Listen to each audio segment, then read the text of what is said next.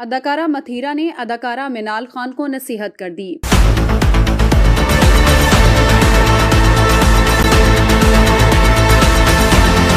पाकिस्तान की मशहूर अदाकारा मिनाल खान ने हालिया दिनों अमरीकी मॉडल काइली जेनर के नाश्ते की तस्वीर चोरी करके अपने इंस्टाग्राम अकाउंट पर पोस्ट कर दी, जिस पर इंटरनेट सारिफीन ने मिनाल खान का खूब मजाक उड़ाया और उनकी कई मीम्स बनाई। अब मॉडल, डांसर और टीवी मेजबान मथीरा ने भी मिनाल खान को खरी खरी सुना दी। मथीरा का सोशल मीडिया पर एक वीडियो क्लिप वायरल हो रहा है, जिसमें अदाकारा जवेरिया भी उनके साथ मौजूद हैं। मथीरा कहती हैं कि हम किसी की चीज को काट कर अपना बनाने की कोशिश करते हैं। क्या हम एहसास कमतरी का शिकार हैं या लोगों को अपनी क्लास की फिक्र रहती है? किसी और की चीज को थोड़ा सा क्रॉप कर अपनी बनाने की कोशिश करते हैं। व्हाई?